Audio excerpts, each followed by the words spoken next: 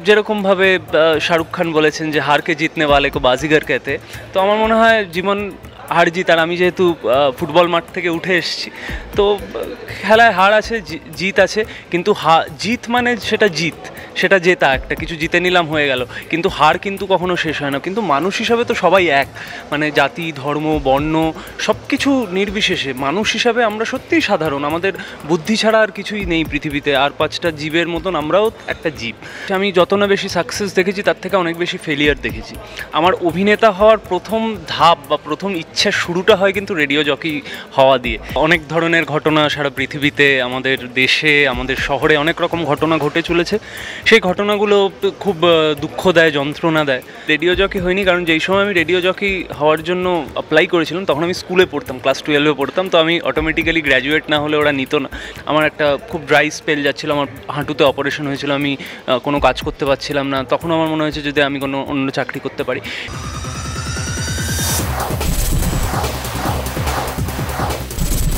আপনাদের সকলেরই পছন্দের একজন অভিনেতা আমাদের সঙ্গে এই মুহূর্তে রয়েছে ঋষভ বসু। প্রথমেই বলবো, ঋষভদা কেমন আছো? ভালো আছি, ব্যক্তিগত জায়গা থেকে তো ভালো আছি, কিন্তু আমার আশেপাশে অনেক ধরনের ঘটনা সারা পৃথিবীতে, আমাদের দেশে, আমাদের শহরে অনেক রকম ঘটনা ঘটে চলেছে। সেই ঘটনাগুলো খুব দুঃখ দেয়, যন্ত্রণা দেয়, সেগুলো খুব মর্মাহত করে তোলে এক এক সময়। কিন্তু এটাই তো বোধহয় জীবনের চলার একটা অংশ, যে জীবনে এরকম ভালো খারাপ আসবে, তো সেগুলোকে অতিক্রম করে আবার ভালোর দিকে যাওয়ার চেষ্টা করব। তুমি অন্যান্যদের তুলনায় তুমি একটু সাধারণ থাকতে পছন্দ করো, মানে আমি সবসময় দেখেছি, তো সেটাই কি তোমাকে আরো অসাধারণ করে তোলে? তোমার কি মনে হয়? দেখো, মানুষ হিসাবে আমি রবীন্দ্রনাথের কথা সবসময় বলি। রবীন্দ্রনাথ বলেছিলেন যে আকাশ ভরা সূর্য তারা, মানে এই যে বিশ্বের যে মানে এত আকাশ, এত এক ব্রহ্মাণ্ডে কত কিছু আছে, তার মধ্যে আমরা খুবই ক্ষুদ্র, আমরা খুবই সাধারণ মানুষ হিসাবে, আমরা খুবই সাধারণ, আমরা অসাধারণ কেউই নই। তার মধ্যে থেকে যারা নিজেদের কাজ দিয়ে অসাধারণ হয়ে উঠতে পারে তারাই অসাধারণ। কিন্তু মানুষ হিসাবে তো সবাই এক, মানে জাতি ধর্ম বর্ণ সব কিছু নির্বিশেষে মানুষ হিসাবে আমরা সত্যিই সাধারণ। আমাদের বুদ্ধি ছাড়া আর কিছুই নেই পৃথিবীতে, আর পাঁচটা জীবের মতন আমরাও একটা জীব। এবং আমি বিশ্বাস করি যে অসাধারণ শুধু আমি আমার কাজ দিয়ে হতে চাই আর কি। আর জীবনের ক্ষেত্রে আমি খুবই নিম্ন মধ্যবিত্ত পরিবারের ছেলে, এবং এখনও আমার সেই রকমই একটা লাইফস্টাইল। আমি খুব সিম্পল থাকতে পছন্দ করি, আমি খেলাধুলা করতে ভালোবাসি, গান বাজনা করতে ভালোবাসি, কবিতা পড়তে ভালোবাসি। তো এইগুলো নিয়ে আমার বেশ সময় কেটে যায়। আমার মনে হয় এই জীবনে আমার যে ব্যক্তিগতভাবে যেগুলো আমাকে আনন্দ দেয়, মানে আমি 10 জন বডিগার্ড নিয়ে ঘুরলাম, তার থেকে বেশি অনেক আনন্দ দেয় যদি আমি পাহাড়ে একা একা হেঁটে বেড়াই আর কি। তো আমার মনে হয় সেটা মানুষ হিসাবে আমি সেটা পছন্দ করি। এবং তুমি যে বললে যে সাধারণ থেকে অসাধারণ, আমার মনে হয় যে অসাধারণ হওয়ার জন্য তো কিছু করি না, অসাধারণ হওয়ার জন্য কাজ, অভিনয়টা করি। এবার সেই অভিনয় যখন মানুষের কাছে পৌঁছে যায়, তুমি বললে আমি অনেকের পছন্দের অভিনেতা, আমার মনে হয় ওটাই আমার অসাধারণ হওয়ার, মানে ওটাই আমার কাছে প্রাপ্তি।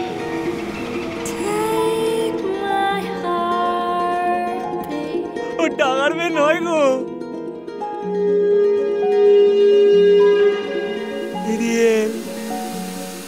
টাকায় উঠে ডানাগুলো হাত আর লেজাটা পা হয়ে গেছে জানি। তুমি যেই চরিত্রগুলো করো বা যেই কাজগুলো করো, সেগুলো মানুষ অনেকটা রিলেট করতে পারে বা মানুষের মনের কাছে চলে যায় সেই ব্যাপারগুলো। তো মানে কাজ বাছাইয়ের ক্ষেত্রে কি এটা কোনো কিছু আছে, নাকি তুমি মানে চরিত্রগুলো নিজের মতো করে এমন করেই আর কি সাজিয়ে তোলো যেটা মানুষের কাছে চলে যায়, মানে এরকম কি কোনো ব্যাপার আছে? দেখো, কাজ বাছার ক্ষেত্রে সেরকম তো মানে ওরকম জায়গায়ও নেই যে আমি যে 100টা কাজ আসে আমি একটা করি, ওরকম ব্যাপারও নয়। কিন্তু ভাগ্য আমার এতটাই সুপ্রসন্ন যে যে কাজগুলো আমার কাছে এসছে আমার চলার পথে, আমার অভিনয় জীবনে যে কাজগুলো আমার কাছে এসছে, যে চরিত্রগুলো আমার কাছে এসছে, সেইগুলো ঘটনাচক্র সবকটাই ইন্টারেস্টিং। সেটা ভটভটি হোক, শ্রীকান্ত হোক, মহাভারত মার্ডার্সে ভিকি প্যাটেল হোক, টুরু লাভের অরিত্র হোক, বা রিসেন্টলি আমি যেই কাজগুলো করেছি, আমার সবসময়ই মনে হয় যে, আর তার আগে যখন আমি থিয়েটারও করেছি, আমার সবসময় মনে হয় আমি যখন অভিনেতা হিসেবে কোনো কাজ করি, আমার ব্যক্তিগত অভিজ্ঞতাগুলো, আমার ব্যক্তিগত পাওয়া না পাওয়াগুলো এবং আমার পারিপার্শ্বিকের মানুষগুলো, আমি তাদের প্রতিনিধি হয়ে উঠি। আমার ধরো শ্রীকান্ত আমার খুবই ব্যক্তিগত একটা কাজ, কারণ মানে ওই প্রেমের দোলাচল, ওই প্রেমে ওই আঘাত পাওয়া, ওটা আমার জীবনে ঘটেছে এবং এমন একটা সময় ঘটেছে তখনই ঘটনাচক্রে শ্রীকান্ত শুটিং হচ্ছিল। তো ওই যে ফিল করা, ওইটা টাইমিংয়ের জন্য হয়ে গেছে। বা ধরো ভটভটি আমি যখন করেছি, ভটভটির যে চরিত্রটা আমি করেছি, যে চরিত্রায়নটা, আমার পাড়ায় এরকম প্রচুর ছেলে আছে যারা ওই রকম মানে full of life, full of hope, এবং আমি তাদের প্রতিনিধি হয়ে উঠতে পেরেছি। তো আমি সবসময় চেষ্টা করি যে আমার চরিত্রগুলোর মাধ্যমে আমি মানুষের প্রতিনিধি হয়ে উঠতে পারছি কিনা। যদি হয়ে উঠতে পারি তাহলে মানুষ ডেফিনেটলি সেগুলোর সাথে কানেক্ট করেন এবং সেই কাজগুলোকে ভালোবাসা দেন। তো এইটুকুই আমার বিশ্বাস, এখন অবধি এইভাবেই চলে আর কি। ভটভটির শুটিং শুরু হয়েছিল 2019-এ, সেটা মুক্তি পায় 2022-এ এবং 2024-এ গিয়ে ওটা আবার ইউটিউবে মুক্তি পাচ্ছে। তো কি বলবে? বলবো যে ভটভটি ভটভটি না special child, very special child. এবং যত স্পেশাল চাইল্ড হয় তুমি যদি পৃথিবীতে দেখো, তাহলে স্পেশাল চাইল্ডের যে চলার পথটা হয় সেটা কখনোই মসৃণ হয় না, দুর্গম হয়, প্রচুর বাধা আসে, বিপত্তি আসে, এবং সেগুলোকে কাটিয়ে উঠতে পারে বলেই সে স্পেশাল হয়ে ওঠে আর কি। ভটভটির সময় আমি খুবই নতুন ছিলাম ইন্ডাস্ট্রিতে, করতে করতে অনেক কিছু শিখেছি, তারপরে অনেকগুলো কাজ হয়েছে, কোভিড এসছে, কাজ বন্ধ হয়ে গেছে, ভটভটি 3 বছর পিছিয়ে গেছে, তারপরে কোনো ওটিটিতে ভটভটি দেখানোর সুযোগ হয়নি, কিন্তু ফাইনালি ইউটিউবে ভটভটি রিলিজ করছে। তুমি জল পড়ি দাও। শয়তানেরা সব ধ্বংস করে দিয়েছে, আমাদের পৃথিবী নষ্ট করে দিয়েছে।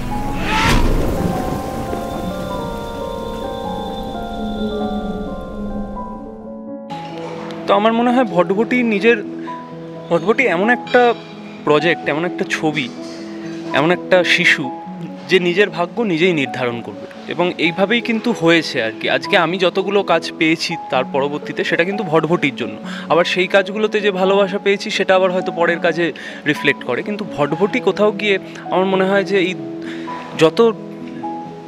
যত পথটা যত দুর্গম হবে তত সেটাকে অতিক্রম করার আনন্দ আমার মনে হয় বেশি। ভটভটি তোমার কাছে স্পেশাল কেন, মানে কাছের কেন ভটভটি? একটা হচ্ছে ভটভটির দর্শন, যেটা ভটভটির যে ফিলোসফি, সেটার সাথে আমি খুব একাত্ম বোধ করি, এবং ভটভটি যদি আমি স্ক্রিপ্টটা শুনে কোনোদিনও তথাগততা না বানাতো আমি হয়তো ডিরেক্ট করে ফেলতাম, মানে এতটাই কাছে। এবং ভটভটি আমাকে ইন্ডাস্ট্রিতে সেই পরিচিতি দেয় অভিনেতা হিসেবে, যেটা আমাকে আগামী দিনের কাজগুলো পাওয়ার জন্য সাহায্য করে। এবং ভটভটির প্রিপারেশন এবং ভটভটি শুটিং এবং পোস্ট প্রোডাকশনের জন্য আমি প্রায় 1 বছর নিজের জীবনের একটা প্রাইম সময়ের 1 বছর আমি এই ছবিটার জন্য দিয়েছি। তো আমি তো কোনোদিনও মা হতে পারবো না, কারণ আমি পুরুষ, কিন্তু কোনো পুরুষই হয়তো মা হওয়ার যে যন্ত্রণা বা মা হওয়ার যে আনন্দ সেটা কোনো পুরুষই পৃথিবীতে ভোগ করতে পারে না। কিন্তু আমার মনে হয় যে তথাগতরা, আমি বা প্রযোজকরা যারা আমরা আছি, ভটভটির ঠিক ওই 9 মাস না হলেও 1 বছরের ওই প্রসব এবং শিশুর জন্ম এবং জন্মানোর পরে তার বিভিন্ন বাধা, সেইগুলো কাটাতে পেরেছি। তো আমার মনে হয় ভটভটি আমাদের কাছে সেই জন্য এতটা স্পেশাল হয়ে রয়েছে। এবং যেটা বলবো যে তোমার যে প্রথমের দিকের গল্পটা, যে রেডিও জকি হলে না কেন, আমি সেটা আর কি একটা খুব আমার জানার ইচ্ছে। দেখো, আমি রেডিও জকি হলে অনেকেরই চাকরি চলে যেত, সেটা একটা ডিফারেন্ট ফ্যাক্ট না। অন আ সিরিয়াস নোট, আমি রেডিও জকি হইনি, কারণ যেই সময় আমি রেডিও জকি হওয়ার জন্য অ্যাপ্লাই করেছিলাম তখন আমি স্কুলে পড়তাম, ক্লাস 12-এ পড়তাম। তো আমি অটোমেটিক্যালি গ্র্যাজুয়েট না হলে ওরা নিত না, সেই জন্য রিজেক্ট হয়ে গেছি।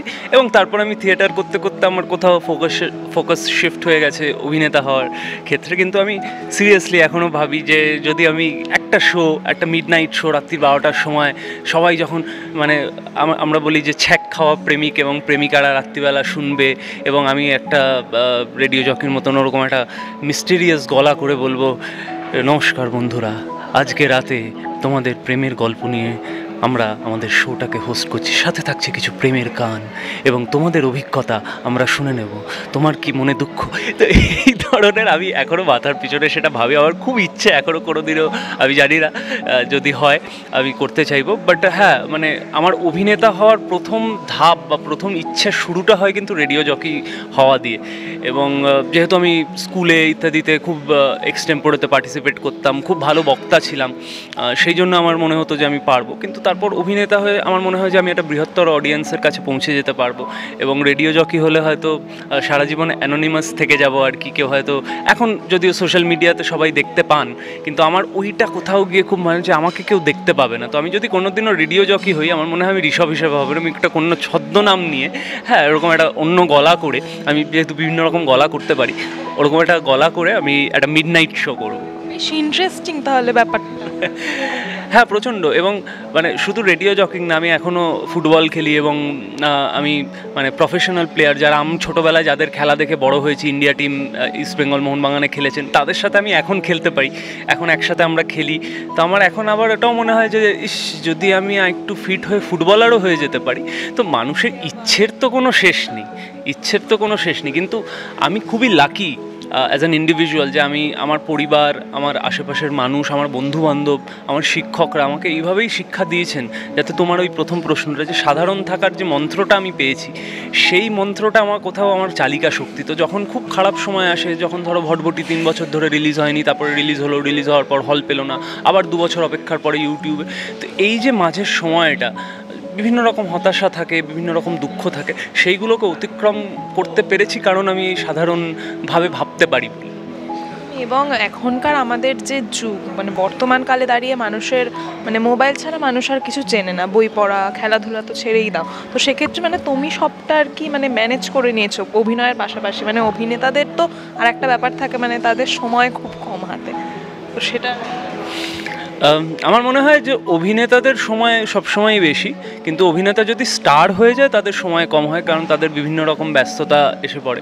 আমি সেই অর্থে নিজেকে স্টার মনে করি না। যতটুকু ভালোবাসা পেয়েছি সেটা মানুষের কাছে, আমার দর্শকদের কাছে আমি অত্যন্ত ধন্য, তোমাদের কাছে ধন্য যে তোমরা বারবার এরকম ইন্টারভিউয়ের মাধ্যমে আমাকে মানুষের কাছে পৌঁছে দাও।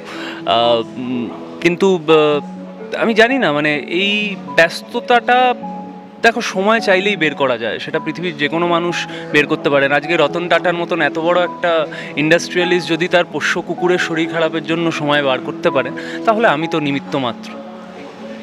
এরকম কি কোনো টাইম এসছে বা সময় এসছে যখন মনে হয়েছে যে না, এই ইন্ডাস্ট্রি আমার জন্য নয়? মানে এরকম কি কোনো আর কি টাইমের মধ্যে দিয়ে গেছো বা এরকম কি কোনো?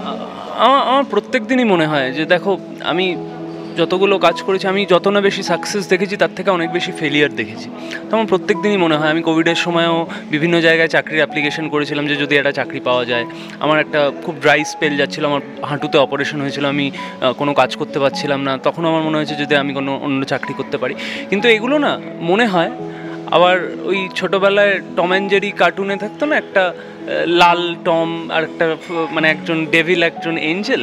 তো তখনই আমার পাশাপাশি আমার আরেকটা সত্তা বলে যে ইন্ডাস্ট্রি, যখনই আমার মনে হয় যে আমি বঞ্চিত বা হয়তো ইন্ডাস্ট্রি আমার জন্য নয়, তখনই আরেকটা স্বর আমাকে কোথাও বলে যে তুমি যেটুকু পেয়েছো এই ইন্ডাস্ট্রি তো তোমাকে দিয়েছে, যেটুকু ভালোবাসা মানুষের এবং ইন্ডাস্ট্রির মানুষের যে ভালোবাসা, সেটাও তোমাকে এটাই দিয়েছে। এবং আমি অত্যন্ত ভাগ্যবান মনে করি নিজেকে যে আমি যতগুলো সুযোগ পেয়েছি, যত রকমের চরিত্র করার সুযোগ পেয়েছি, যেসব পরিচালক প্রযোজকদের সাথে কাজ করার সুযোগ পেয়েছি, আরও অনেকে সেগুলো পাচ্ছেন না, কিন্তু তার মধ্যে তো আমি পাচ্ছি। তার মানে আমার একটা দায়িত্ব আছে যে আমার কাজটাকে এগিয়ে নিয়ে যাওয়া।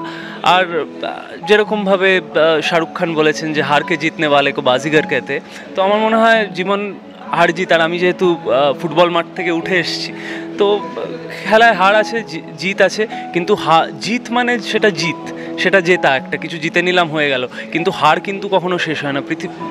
জীবনের প্রত্যেক মুহূর্তে হার ফেস করতে হয়, এবং হারের থেকে বড়, ফেলিয়ার থেকে বড় শিক্ষক আর অন্য কেউ হয় না। তো আমার মনে হয় আমার যতগুলো ফেলিয়ার হয়েছে বা আমার কাজের যতগুলো ফেলিয়ার হয়েছে, সেই ফেলিয়ারগুলো আমাকে যত শিক্ষা দিয়েছে, আমার মনে হয় আগামী দিনে আমি যেই কাজগুলো করব সেগুলো আরও বেটার হবে, কারণ ওই ফেলিয়ারগুলো হয়েছে। খুব সুন্দর কথা বললে, এবং এই পজিটিভনেসটা থাকুক। এবং তোমার দর্শকদের জন্য কি বলবে যারা এত ভালোবাসা দিচ্ছে? আমার দর্শক এবং অবভিয়াসলি টলিফোকাসের দর্শকদের বলবো যে আপনারা আমার অনেকগুলো কাজকেই প্রচণ্ড ভালোবাসা দিয়েছেন। আমি এখনও মানুষের ভালোবাসা পাই যেখানে যাই আমার কাজের জন্য। ভটভটি আমার হৃদয়ের খুব কাছের একটি ছবি, আমার হৃদয়ের খুব কাছের একটি চরিত্র, এবং এই শিশুটি আগামী 16ই অগস্ট প্লুটো মিউজিকের ইউটিউব চ্যানেলে আপনাদের কাছে পৌঁছে যাচ্ছে। কোনো সাবস্ক্রিপশন লাগবে না, কোনো জটিলতা নেই। ইউটিউবে যাবেন, যেরমভাবে আর 5টা ভিডিও দেখেন, যেরমভাবে মজার রিলস দেখেন ইউটিউবে, আমাদের ছবিটাও হই হই করে দেখে ফেলুন পৃথিবীর যে কোনো প্রান্তে বসে। এবং যদি ভালো লাগে পাশের মানুষের কাছে ছড়িয়ে দিন, এবং যদি খারাপ লাগে আমাদেরকে সোশ্যাল মিডিয়াতে জানান। আমরা পরবর্তী যে ছবিগুলো করব সেগুলোতে আমাদের ভুলগুলো নিশ্চয়ই শুধরে নেওয়ার চেষ্টা করব।